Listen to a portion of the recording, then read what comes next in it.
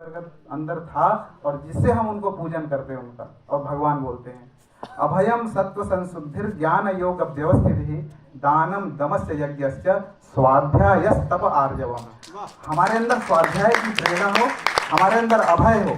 भगवान बिरसा मुंडा को भगवान बनाने में ये जो गीता के 16वें अध्याय का जो 6 श्लोक है आरंभ के, उसमें जो दैवीय संपत्ति है वो गुण उन्हें भगवान बनाता है। 1875 से 1975 100 साल हो गए, 1975 से 2025 50 और जोड़ लीजिए 150 साल हो गए। इस 150 साल को हम जब आरंभ हो रहा है तो एक साल तक हम इसको 150वीं शताब्दी के रूप में भगवान बिरसा मुंडा की जन्मदिन मनाने वाले हैं साल भर तक। और उनको हम किस रूप में याद करते हैं उसको थोड़ा सा हम और समझ लेते हैं। इतिहास की मैडम मंजू मैडम तो आपको इतिहास पढ़ाएंगी, मैं एक छोटा सा इतिहास की बात बताता हूँ आपको, कैसे अंग्रेज आए और कैसे उन्होंने अपना षड्यंत्र के द्वारा पूरे भारत में अपना अधिकार जमाया। कबाड़ बेचने वाले 24-25 कुछ अंग्रेज थे, उन्होंने अपनी महारानी से परमिशन लिया कि हम अब कुछ व्यापार करना चाहते हैं और भारत जाने की आज्ञा दीजिए। महारानी ने उनको आदेश दे दिया ब्रिटेन से, और वहां पर आते हैं यहाँ पर, और यहाँ देखते हैं तो अलग अलग राजा रजवाड़े सब थे। तो एक राजा से उन्होंने परमिशन मांगी कि हम आपके क्षेत्र में अपना बिजनेस करना चाहते हैं, व्यवसाय करना चाहते हैं, कल कारखाने खोलना चाहते हैं, अब अनुमति दीजिए। वहां से तो अनुमति मिल गई थी, यहाँ भी उनको अनुमति मिल गई। हाँ, हमारे तो उदार थे ही सब लोग, आप अपना कार्य करिए, आपका स्वागत है, अतिथि देवो भव। आप विदेश से आए हैं और बल्कि खातिरदारी अच्छी से करी उनकी अंग्रेजों की। अब वो जब यहाँ पे अपने कल कारखाने खोल के काम करने लगे तो यहाँ पे गांव घर में कुछ हर तरह के लोग होते हैं, तो कुछ चोरी वोरी हो गई होगी, तो उन्होंने सुरक्षा गार्ड भी रखे, अपने यूनिफॉर्म भी दिया उनको, अस्त्र शस्त्र से भी तैनात किया उनको। तो अपने कल कारखानों में व्यवस्थित रूप से ऐसा प्रतीत होने लगा जैसे सुरक्षा गार्ड बढ़िया काम कर रहा है। अब छोटे छोटे राजा थे, उनकी आपस में कुछ अहंग टकराता था तो लड़ाई भी होती थी, एक राजा दूसरे राजा से लड़ता भी था, कोई हारता था कोई जीतता था, ऐसे चलता रहता था। तो एक राजा की दृष्टि गई कि आपके पास तो सुसज्जित सैनिक हैं, कल कारखाने की उसमें सुरक्षा में तैनात है, तो ऐसा करिए आप हमें कुछ सैनिक दे दीजिए और हम उस राजा के ऊपर लड़ाई करेंगे, चढ़ाई करेंगे। तो उन्होंने कहा कि हम तो सैनिकों को सैलरी देते हैं, तो आप सैलरी दीजिए। तो राजा ने कहा कि हमारे पास तो ऐसा राजकोष है नहीं, हम तो गांवों से थोड़ा बहुत कर ले लेते हैं, उसी से अपना राजपाट चलाते हैं। पहले वाली बात तो है नहीं, 1875 की बात, 1620 की बात बता रहा हूँ, जब ईस्ट इंडिया कंपनी आई उसकी बात बता रहा हूँ। उस समय तो और भी इस तरह स्थिति बन गई थी, आप कल्पना कर सकते हैं।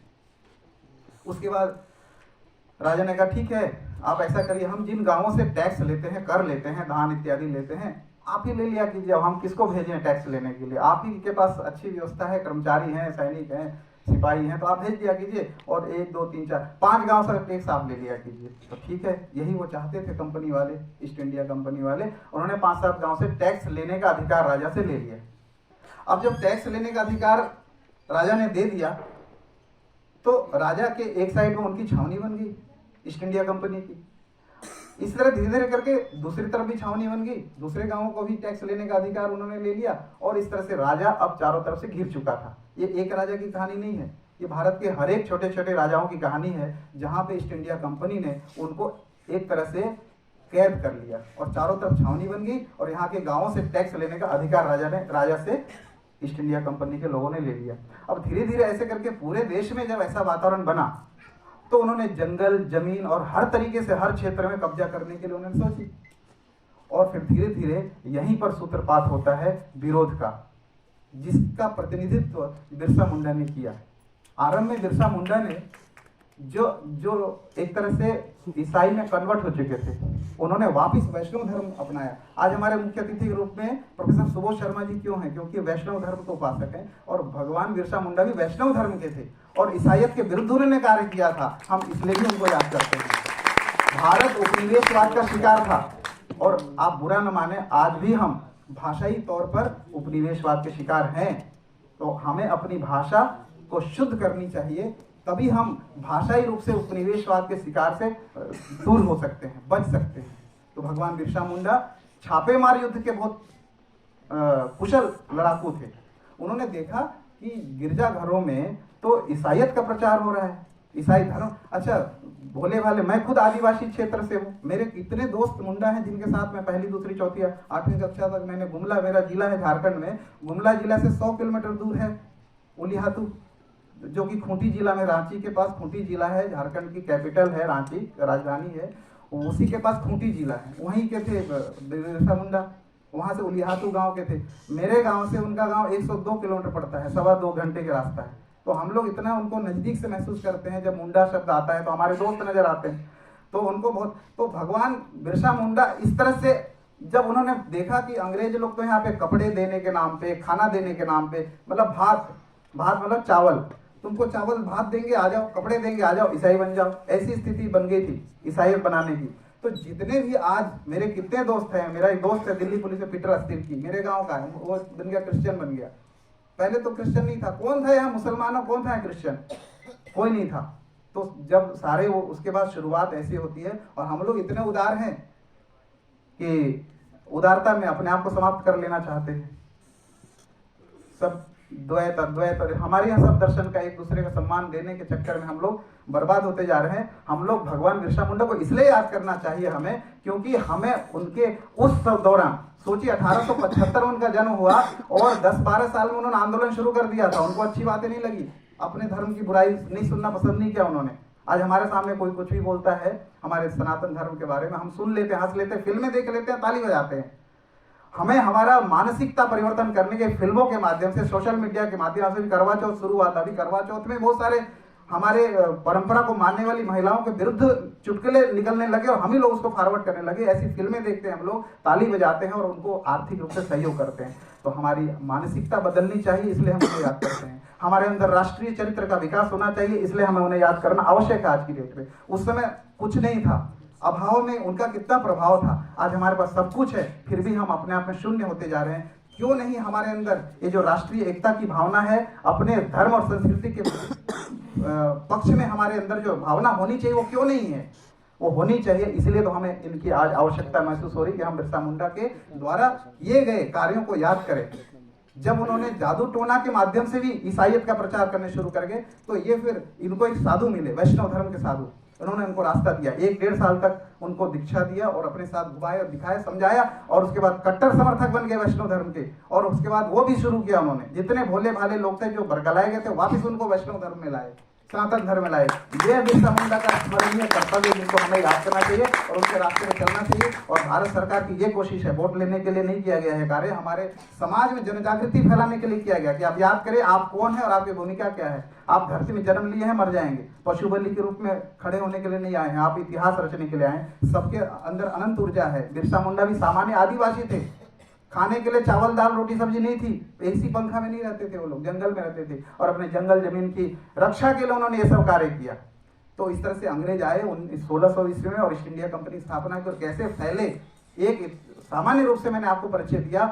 और उसके पश्चात गीता के जो 16 अध्याय का मैंने आपको वर्णन किया, उलगुलान इनके आंदोलन का नाम था। उलगुलान मतलब महासंग्राम, ऐसे उनके उन्होंने उद्देश्य रखा। बाद में पकड़े भी गए थे, लेकिन उनकी हिम्मत नहीं थी कि इनको अगर हम मार देते हैं, अंग्रेजों ने सोचा कि इनको मार देते हैं तो बड़ा आंदोलन हो जाएगा, उनको छोड़ा। लेकिन बाद में हम लोग क्या दातून करते थे, मैं सुबह सुबह जाता था छोटे में, तो दातून तोड़ के काट के लाने का मेरा काम होता था। दातून करंज का, यहाँ जो कंजी बोलते हैं मध्य प्रदेश में, हम लोग करंज बोलते हैं, जो कि संस्कृत का नाम है।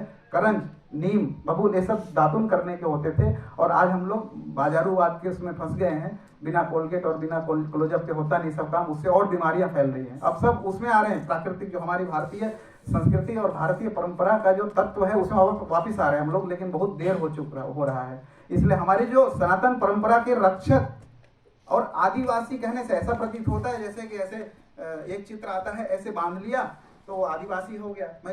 हम भी सम्मान करेंगे, वो सारे कार्यक्रम करेंगे। ऐसे बंधा हुआ है कोई अनपढ़ गंवार सा ऐसे दिख जाए तो उसको आदिवासी नहीं। संविधान में एक सूची बनाई गई ऐसे जातियों की जो जंगलों में रहती, बहुत भोले भाले और कृषि कार्य में और पशुपालन में सब रहते हैं, उनको क्या बोला जाता है? आदिवासी जनजाति।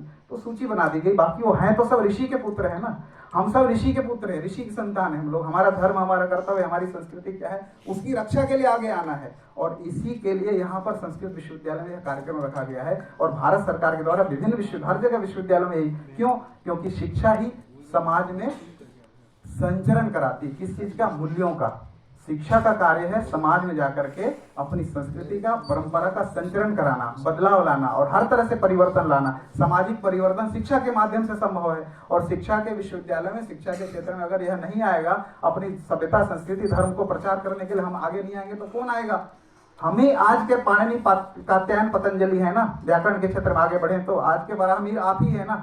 तो उन ग्रंथों को पढ़ करके उस दिशा में कार्य करना है। आज ही आपके ध्वन्यालोक, आनंदवर्धनाचार्य आज ही आप ही हैं। तो आपके अंदर वो गुण, हमारे अंदर जो सुभाष चंद्र बोस है, चाहे जितने भी हमारे राष्ट्रीय एकता के लिए अपने प्राणों की आहुति दे दिए जो लोग, उनके एक गुण भी हमारे अंदर आ जाए, मरना तो एक दिन है ही, तो अपने धर्म की वो नुकसान करके हम कैसे एक कदम बढ़ा सकते हैं? हमारे अंदर राष्ट्रीय चरित्र का प्रभाव हो। इसलिए 15 दिन का कार्यक्रम है। इन 15 दिन के कार्यक्रम में आपको बहुत सारे अवसर मिलेंगे, जिसमें जनजातियों के जीवन शैली को समझने का अवसर मिलेगा। वो कैसे रहते हैं, कैसे खाते हैं, उनकी दिनचर्या क्या होती है, उनके कौन कौन सी परंपराएं हैं, कौन कौन से नृत्य, गीत, संगीत, नाटक, आपको अवसर मिलेगा, पेंटिंग करने का अवसर मिलेगा। इन 15 दिनों में आप बहुत उत्साह के साथ भाग लीजिए। बहुत सारे कार्यक्रम आपके सामने आने वाले हैं अभी नोटिस में आज, क्योंकि ये कार्यक्रम कल से होने वाला था और हमने उत्साह में इसको आज आपके लिए शुरू कर दिया ताकि कल से प्रॉपर तरीके से आप विभिन्न प्रतियोगिताओं में भाग ले सकें। तो आप उसमें स्टोरी राइटिंग है, जैसे आप कहानी लिखिए, आपके अंदर एक लेखक विद्यमान है, रचना धर्मिता को बढ़ाना है तो आपके अंदर कविता, कहानी लिखने की स्किल जो है उसको बढ़ाना है। हम अवसर दे रहे हैं आपको, हमारे विश्वविद्यालय कुलपति और निदेशक जी आपको अवसर दे रहे हैं, इस अवसर का लाभ उठाना है। अब 10 दिन तक चलने वाले विभिन्न कार्यक्रमों में पूरे उत्साह के साथ आपको प्रतिभागिता करनी, प्रमाण पत्र भी दिया जाएगा, आपको सम्मानित भी किया जाएगा। यहाँ हम घुमाने भी ले जाएंगे आपको, अगर आज्ञा मिलेगी निदेशक जी को, तो यहाँ जनजातीय संग्रहालय है, वहाँ आपको घुमाने भी ले जाएंगे और बहुत सारी चीजें दिखाएंगे आप लोगों को, आपको जानने का अवसर मिलेगा। तो यह कार्यक्रम जो है 10 दिन का, ये 10 दिन में आपको पूरी तरह से भाग लेना है और जुड़ना है, समझना है कि क्यों भगवान बिरसा मुंडा भगवान बने और हम क्यों उनकी पूजा करते हैं। उनका एक गुण हमारे अंदर आ जाए तो हमारा जीवन सार्थक हो जाए। इसी कार्यक्रम को संपन्न करने के लिए आज यह आरंभ कर रहे हैं। बहुत बहुत धन्यवाद। बहुत बहुत धन्यवाद सर। निश्चित ही